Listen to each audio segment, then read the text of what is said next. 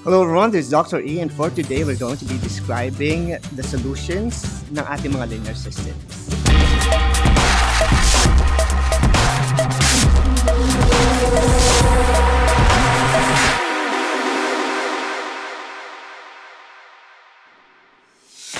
Meron tayong mga pamamaraan kung paano tayo mag-solve or kung kumuha or kunin ang solutions ng ating mga linear systems. Pwede tayong gumamit ng mga elimination method, substitution method, at graphing method. And for today, we're going to be focusing on graphing method so that we can describe yung mga solution ng ating mga linear systems na isa-solve ngayong araw na ito. Now, by definition, we know that a system of equations consists of two or more linear equations tulad na nakikita ninyo sa screen natin. At ang solution naman, yan yung point of intersection ng ating line 1. Let's say this is our line 1 and this is line 2. And when they intersect, yung ating solution na tinatawag would be the point of intersection of the two lines. At yan yung i-describe natin at syempre, sasagutan na rin natin for today.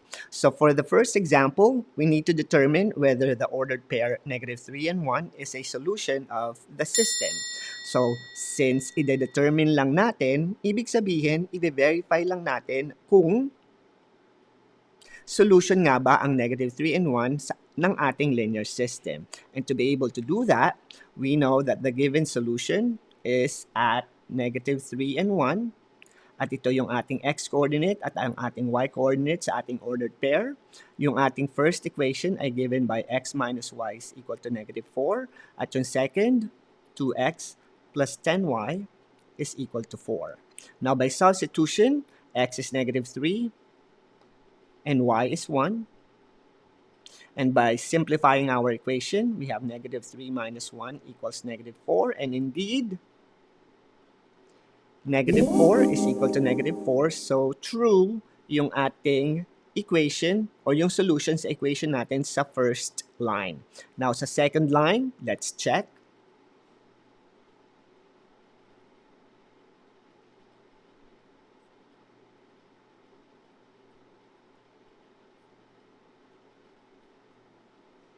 So, true pa rin. Kaya, yung ating linear system, we're able to verify that they are the solution of, or this ordered pair is the solution of the linear system. Dahil yung ating first equation, tumugma doon sa ating equation or verification process. At doon sa ating second equation, na 2x plus 10y is equal to 4, sinasisot natin si x and y at 4 and 4 pa rin, or true yung ating statement. So that means, since -3 and 1 makes both equations true, this is a solution of, or the solution set is indeed -3 and 1. Now, try naman natin dun sa ating second example. Yung ating ordered pair ay 4 and 2 this time, at yung ating system of equation, meron tayong two lines. Let's verify it on the first line by substituting x or 4 sa x at 2 kay y. At dun sa ating first equation, it's true dahil -2 is indeed equal to -2. And let's see kung parehas at pasok siya doon sa ating second equation. So doon sa ating second equation, yung solution natin na 4 and 2, meron tayong 3x plus 4y is equal to 4. By substitution,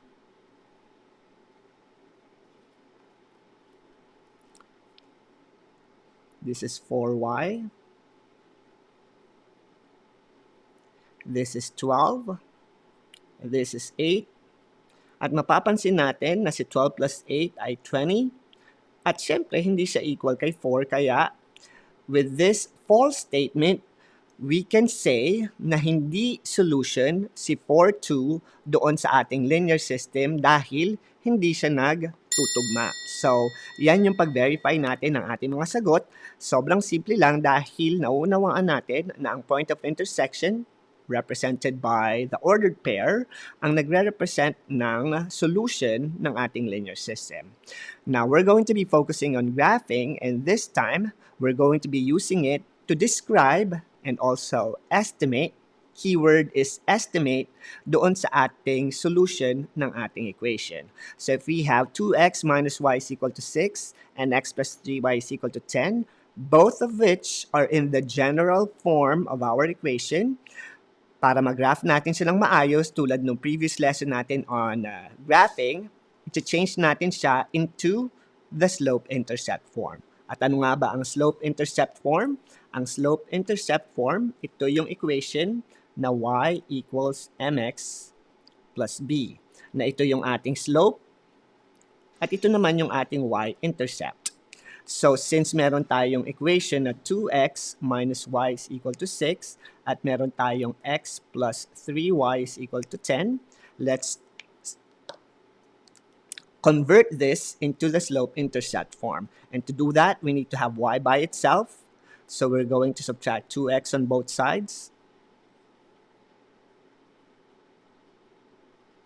And since negative yung ating y, gawin natin siyang positive by switching all our signs dun sa ating mga terms. So we have y is equal to 2x plus 6. So ito ngayon yung ating first line na naging y is equal to mx plus b. Y is equal to 2x minus 6.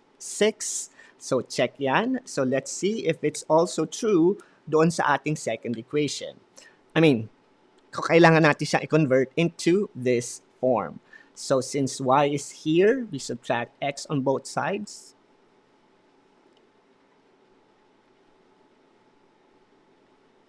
And then we divide all of them by 3.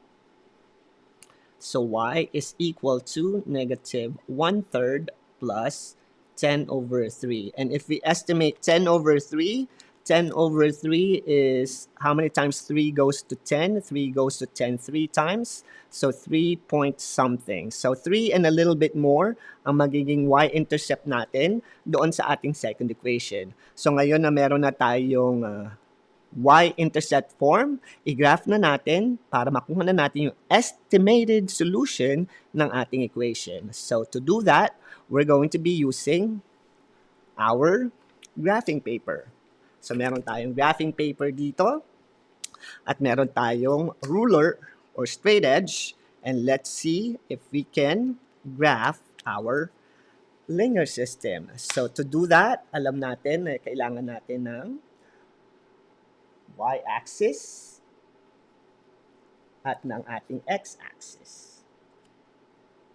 So, we're estimating the solution dahil syempre, tao lang tayo, hindi tayo robot. So, hindi natin mapaperfect yung ating mga sukat doon sa ating grid. So, sa first equation, medyo madali yan dahil yung ating y-intercept ay integer, negative 6, 1, 2, 3, 4, 5, 6. So, this is our y-intercept. At yung slope ang magbibigay sa atin ng ating second point. So, 2x, that means up to 1, 2, and 1 to the right. So, ito ngayon, yung ating linya. So, kahit meron tayong graphing paper at meron tayong straight edge, hindi pa rin natin sigurado kung mahihit natin yung actual solution.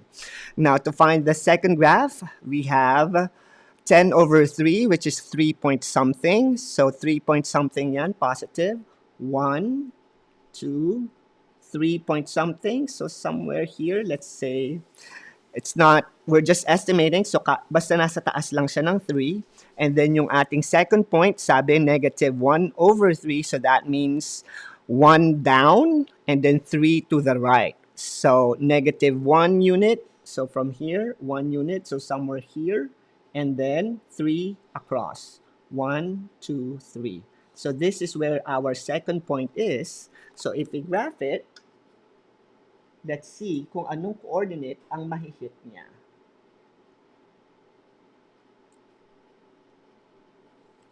So in our estimated solution, andito yung ating solution. And mahahanap natin siya by 1, 2, 3, 4, 5. So somewhere 5 point something. At yung ating y ay 1 point something. 1 point something. Now, I'm emphasizing na nag-estimate lang tayo dahil nga yung ating graphing paper at yung ating ruler ay kinamay lang natin para makuha natin yung solution. Pero yung actual solution niya, if we use a graphing calculator or Desmos, ito po yung magiging itsura niya. At ang ating linear system na yan ay may solution na 4 and 2. So yan yung actual answer at alam natin na yan yung answer dahil pag verify natin yan by substituting it to our x and y coordinates sa ating solution, parehas silang tumutugma doon sa ating mga statements. Kaya ito talaga, 4, 2, yung solution ng ating linear system. And what we did right here is we estimated our solution by graphing. Kaya kapag graphing method yung ginagamit natin, gamit ang ating mga kamay at ang ating pen at ang ating ruler at ang ating graphing paper, hindi natin laging mahihit yung actual solution. But here, we can say the only accurate method na nagawa natin sa ating graphing ay meron tayong napatunayang isa lang ang solution ng ating linear system. So yun yung nagawa ng ating graphing, and I just want to emphasize that for today, we are describing yung ating mga solution at yung ating first description dito gamit ang graphing ay meron tayong one point of intersection, kaya meron tayong one solution for this linear system. So if we have negative x plus 3y is equal to 6 and 3x minus 9y equals 9, tulad nung ginawa natin kanina, i-change natin siya into the slope-intercept form. At yung first line natin, kapag change natin siya, is equal to 1/3 x plus 2. At yung second line, kapag minodify natin siya, will change into 1/3 x minus 1. At kapag in-graph natin yan, so tingnan nga natin kung yung ating estimated graph dito would be a little bit more accurate. I'm saying a little bit more accurate dahil hindi natin alam, dahil nag-estimate pa rin tayo gamit ang ating graphing paper. But this time, yung ating mga intercepts ay integer. So baka mahuli natin yung solution natin gamit ang method na ito. So let's check this method. So we have, first line is at 2, 1, 2, and then 1/3 up 1, 1, 2, 3. So this is our first line. Gamit yung ating y-intercept at yung ating second line, negative 1. So right here. And then 1/3 up 1 and 3 across. 1, 2, 3.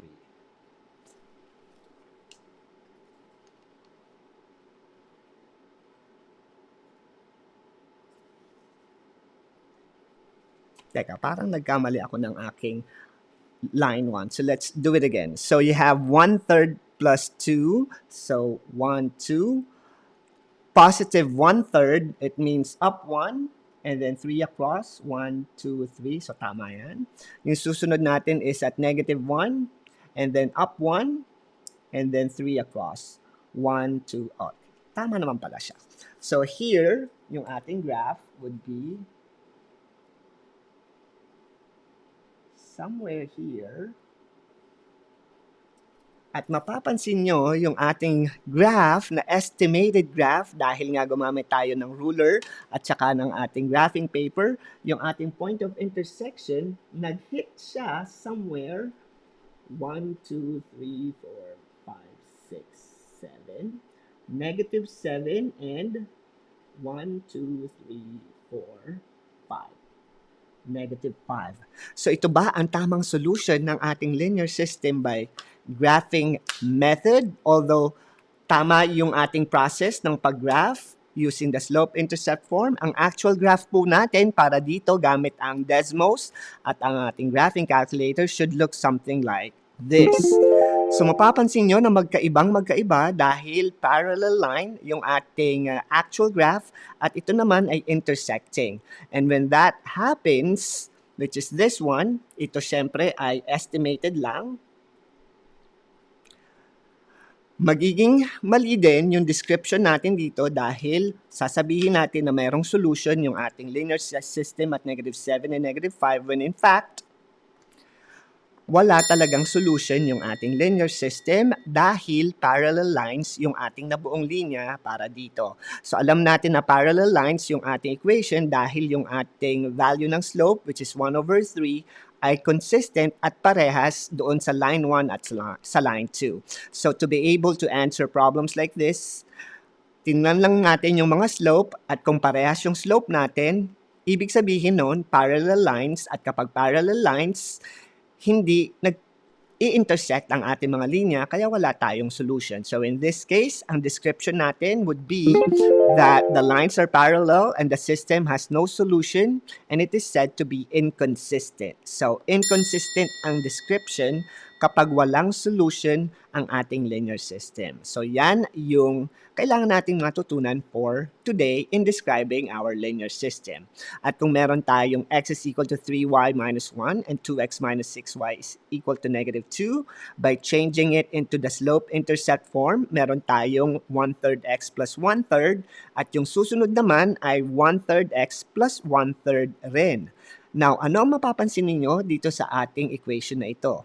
So, kahit gumamit tayo ng graphing paper at kahit hindi accurate yung paggawa natin ng ating graph, alam natin na yung ating equation dyan ay iisa lang dahil parehas at identical yung ating equation. So mapapansin ninyo dito sa ating description mula sa original equation, hindi magkamuka yung ating line 1 at line 2 pero nung change natin siya into the slope-intercept form, naging identical yung itsura ng ating equation, and when that happens, ibig sabihin, iisa lang or magkaparehas yung linya na igagraph natin. At ito yung magiging itsura ng graph natin kahit alam natin na 2 lines siya, isang line pa rin lang yung nakikita natin dahil nga imagine nyo na magkapatong yung line 1 at line 2 kaya naging isa yung ating linya na nakikita. At paano natin siya i-describe? Sa solution ng ating linear system na ito, yan yung tinatawag nating dependent equation. So these equations are said to be dependent equations and there is an infinite number of solutions sa system na yan. Infinitely many dahil nga kapag magkapatong sila, yung intersection niya, sobrang dami din na nandun lang sa linya. So, kaya meron tayong dependent and infinite number of solutions kapag identical yung ating equation. And to be able to do that, modify your equation using the slope-intercept form. At ito yung ating mga possible outcomes ng pag-solve ng mga linear system. 1 point of intersection, ibig sabihin yan, 1 solution yung ating linear system.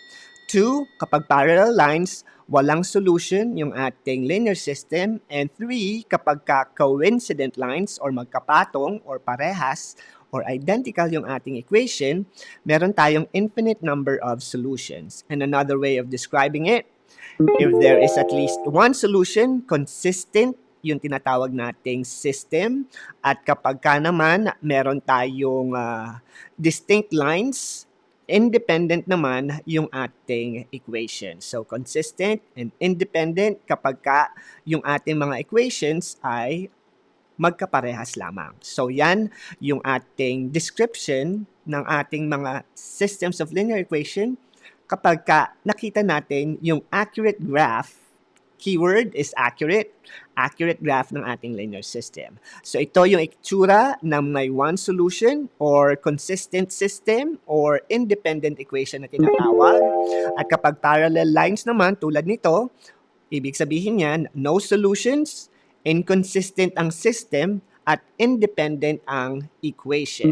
At kapag meron naman tayong lines na magkapatong, infinite number of solutions yan dahil magkaparehas yung line 1 at line 2. Or kung meron tayong 3 systems of linear equation, magkakaparehas yung line 1, 2, and 3 natin. So, consistent yung ating system at dependent naman yung ating equation. So, yan yung mga descriptions ng mga outcomes natin kapag nag-solve tayo ng linear system. Now, let's see if we can answer this question. So, without graphing, dahil nga nag-estimate lang tayo pag graphing at kadalasan yung ating graph ay hindi pa accurate dun sa actual graph dahil nga estimated lang yung gamit natin, gamit ang ating kamay. So, tingnan natin kung paano natin ma-describe yung solution natin for problem number 1. So, for problem number 1, 3x plus y is equal to 1 and 3x plus 2y is equal to 6. We're going to be using algebra. And if we use algebra, that means iti-change lang natin yung ating 3x plus y equals 1 and 3x plus 2y equals 6 into its slope-intercept form. So, minus 3x and y is equal to negative 3x plus 1. And then this one naman, meron tayong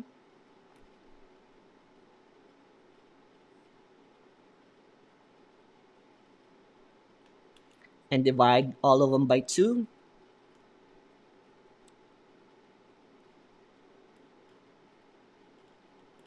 So here, kahit hindi natin siya i-graph, mapapansin natin na yung ating slope ay magkaiba at meron tayong magkaibang y-intercept. So that means yung ating negative 3x plus 1 na line 1 at yung second line na negative 3 over 2x plus 3, meron lang tayong one solution. So ito lang yung madidescribe natin sa kanya. The lines are intersecting at yung ating solution ay isa lang, kaya consistent yung ating solution using this method. So without even graphing it, na-analyze na natin yung ating function. So yan yung kahalagahan na marunong tayong mag-convert ng ating equation into the slope-intercept form. At kung meron tayong 3x plus y is equal to 0 and 2y is equal to negative 6x, by changing it into the slope-intercept form, yung first line natin will be y is equal to negative 3x at yung second line naman natin ay y is equal to negative 3x.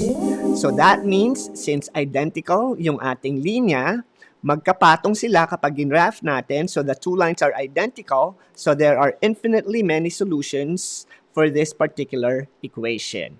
And for the next example, na 2x plus y is equal to 0 and negative 2x plus 1. So by changing the first line into the slope-intercept form, we have y is equal to negative 2x. At yung second line naman, hindi na natin kailangan siyang i-convert dahil naka-slope-intercept form na ito. At mapapansin natin yung ating slope ay magkaparehas or identical sa line 1 at line 2. Without graphing it, we know that this is parallel lines. Kaya, the two lines are parallel, so there are no solutions and the lines are inconsistent. So, dyan natin na-describe yung ating mga equation gamit yung facts na natutunan natin for today. And speaking of facts, ang ating Numberbender challenge for today is for you to describe the solution of this linear system. Consistent ba siya? Inconsistent ba siya? Dependent ba siya? Or independent? Meron ba siyang solution? No solution? Or infinitely many solutions? At yan yung Numberbender challenge of the day natin for today. So sa pag-solve ng ating mga linear system, mahalaga na marunong tayong mag-identify ng mga solutions natin at mag-verify kung ito nga ba ay solutions by substituting it to our equation, and also knowing how to describe our solution and the kind of linear systems we're working on depending on how the graph of the equation will transpire doon sa ating mga graphing tools.